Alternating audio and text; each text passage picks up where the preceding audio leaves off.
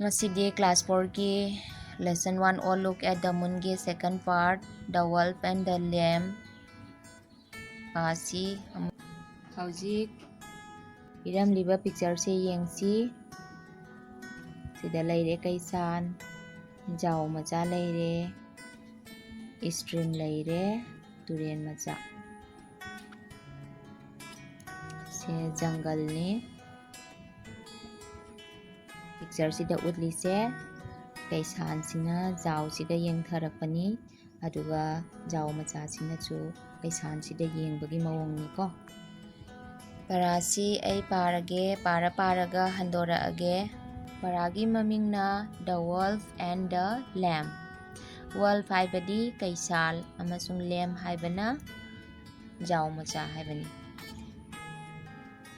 Once upon a time there lived a wolf in a thick forest near a stream.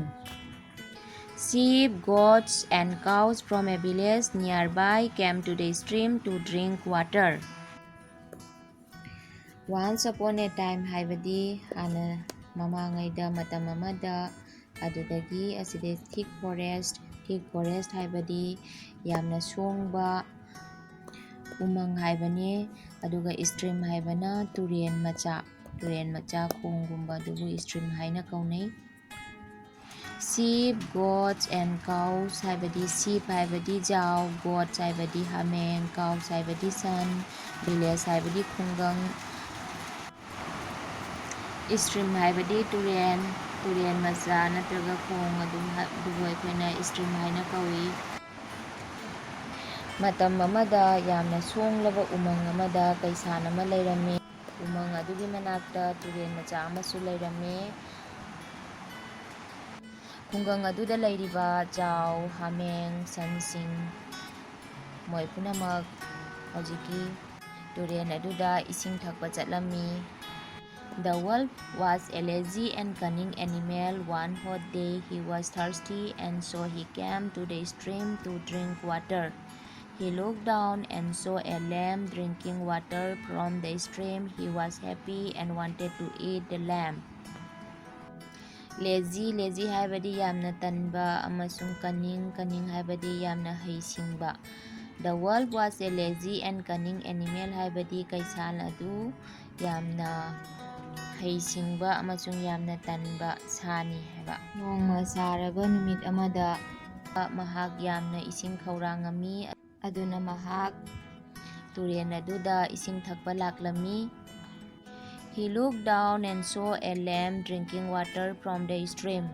Mahakna mathakdagi makhada yengtharami aduga mahakna jaw macha ama ising thakpadu urami. He was happy and wanted to eat the lamb. Mahak yamna haraurami aduga mahakna jaw macha adubu chaba pamami. A weak idea came to his mind. He tried to make the lamb frightened. A weak idea, weak haibadi karino, weak haibadi phattaba. Mahaki a weak idea came to his mind. Haibadi mahaki wakhanda yamna phattaba idea ama wakhan ama laklami. He tried to make the lamb frightened. Mahakna jaw macha adubu kinaba natraga thukatnaba hotnarami. He shouted at the lamb. Mahakna lamb aduda laurami. You foolish lamb, why are you making the water dirty? Apangba jaw macha, nangna ising se karigi motlalibano haina kaisan aduna laurami. Can't you drink without your legs in the water? Nangi nakhong adu ising da lupsandana thakpa yadra haina lauramiba. The lamb looked up and saw the wolf, but he was not frightened. The lamb looked up and saw the wolf haibadi jaw macha adu mathakta yangkhatlami aduga kaisal adu urami, but he was not frightened. Adu warabasu mahak kide. He was a brave lamb.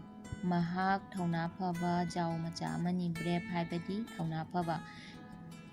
He replied politely. Mahakna yamna nolukna paukhum pirami.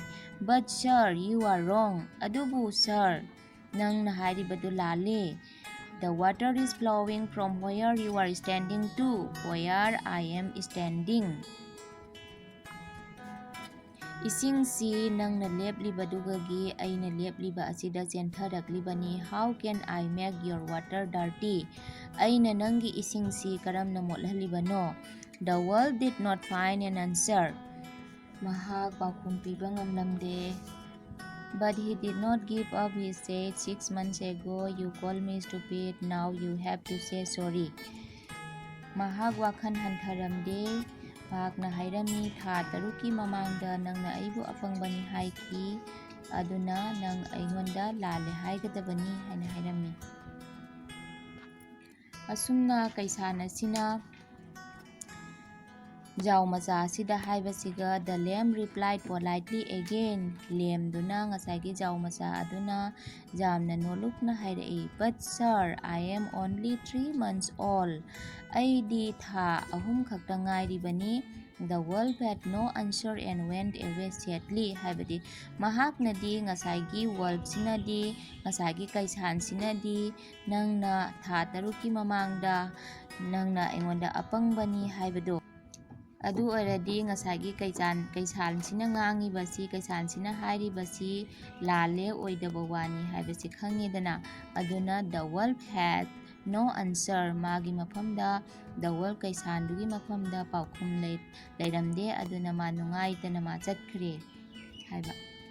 Asini the wolf and the lamb ki wari ko. Mayam punamak aigi video asibu nungaibiragadi like amadi subscribe nambiramu.